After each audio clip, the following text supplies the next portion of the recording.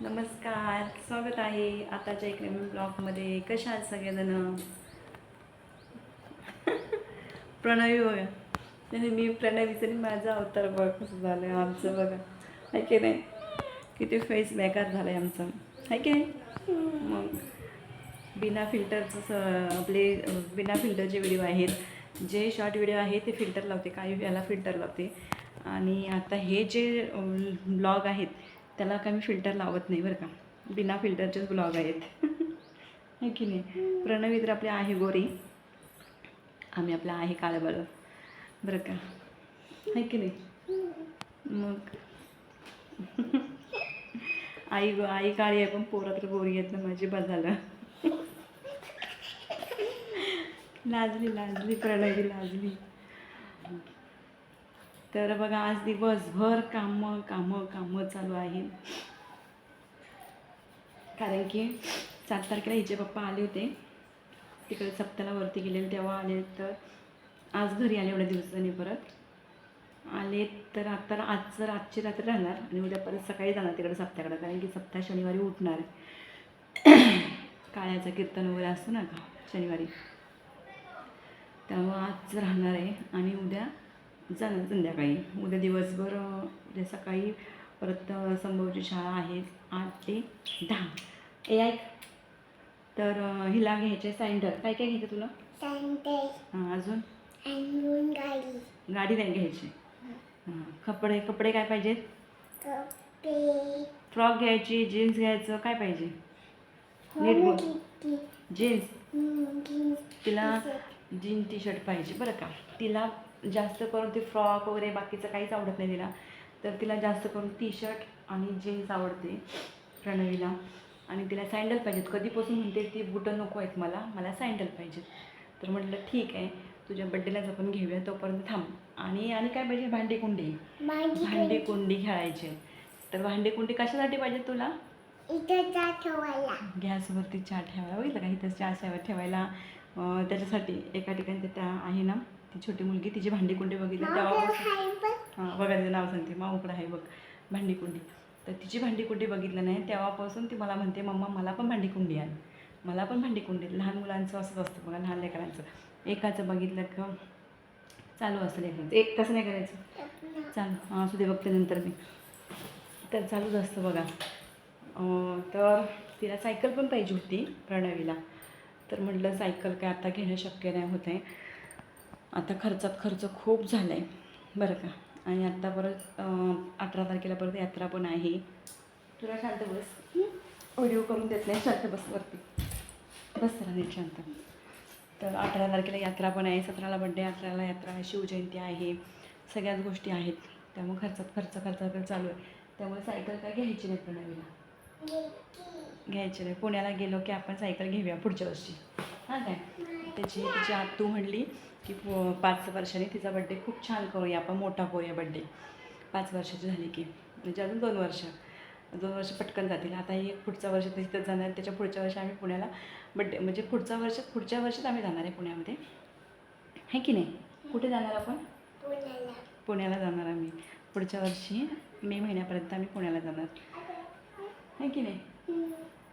तर आता साधाच बड्डे करणार आहे प्रणवीचा, पण कपडे तर घ्यावेच लागणार आहेत तिला बड्डेसाठी. म्हणून म्हटलं तिला जीन्सच पाहिजे, फ्रॉक वगैरे ती घालत नाही. गेल्या वर्षी 1-1.5 हजाराची फ्रॉक घेतली होती, तरी पण तिने ती घातली नाही. ती बघा तशीच पडलेली आहे फ्रॉक. ती तुम्ही बघितलं असेल गेल्या वर्षीचा बड्डेचा व्हिडिओ त्या तिच्या चॅनलवरती टाकलेला. तर तिला तो घातलाच नाही आहे फ्रॉक. बघा मग काय उपयोग नाही. मग ते जीन्स टी शर्ट तरी टी शर्ट तर नेहमी तरी घालते ना ती, आहे की नाही? हे बघा हे असे घेते, ट्रेडी वगैरे, काय म्हणतात त्याला, डॉल वगैरे, हे बघा तिथे वरती पण आहेत, घेते. आणि कधी वाटतं ते खेळते, परत तसंच ठेवून देते. बॅट बॉल एकदा बघितले, बॅट बॉल मागितलेला, एकदा तर झुला मागितलेला, झोका मागितलेला, तेव्हा बघितला आणि तेव्हा तसं घेतलं. खुर्चींवरनं रडली तेव्हा एक खुर्ची घेऊन आली तिला. म्हणजे जी मागेल ना ती वस्तू तिला आणून देते मी बरं का, कारण की मुलगी आहे, बरोबर की नाही? आता तिचे आपण नाही लाड पुरवणार, हाऊस पुरवणार, तर कोण पुरवणार ना? आईवडिलांच्या घरीच हाऊस असते, सगळी तिची हाऊस पुरवते मी. आणि आता तिला बड्डे म्हटलं बारीक सुरीक वस्तू आहेतच, घ्यायच्याच आहेत. मला खूप काय वाटतं घ्यावं म्हणून, पण काय करू, सगळ्या गोष्टींसाठी पैसा लागत असतो, तुम्हाला तर माहिती आहे. सगळ्या गोष्टी घ्यायच्या, काही गोष्टी घ्यायच्या, खरेदी करायच्यासाठी पैसा लागतो. मुलांना सांगून काहीच कळत नाही आहे. पण थोडक्यातच त्यांची हौस करायची असते. पण मी कसं माझी हौस बाजूला ठेवून मी त्यांची हौस करते, दोन्ही मुलांसाठी. आता त्या दिवशीच कटिंग वगैरे करून आले, तुम्हाला सांगितलं व्हिडिओमध्ये. दोघांची कटिंग वगैरे, त्याची बड्डे आहे म्हटल्यावरती कटिंग वगैरे करून आणली बरं का. केस कटिंग वगैरे, त्याची पण केस दर महिन्याला कटिंग असते दोघांची बरं का. एकही दिवस असे नाही, मी स्वतः पार्लरमध्ये जातच नाही.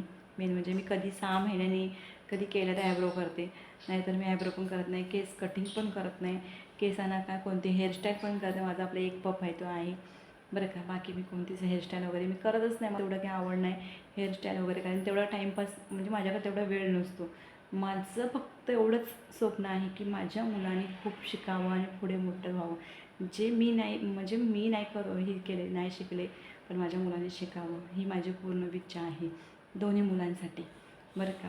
आणि तेच खूप मोठं माझं स्वप्न आहे. हे काय आहो की ते चेहऱ्याला वरनं नटवलं, शेवटी ते लोंबकणारच आहेत, माहिती आहे ना तुम्हाला. तो ओरिजिनल चेहरा शेवटीला असं असतं. काय जरी पार्लरमध्ये राहतात, हे करतात ते का, तेवढं माझ्याकडे पैसे पण नाही खरं सांगायचं. मला वाटते की 500 रुपये तिथे घालायचं दर महिना. 500 रुपये तर नाहीच आहेत, 700-800 रुपये आहेत, पण तेवढे घालायचे दर महिना घातल्यावर म्हटल्यावरती.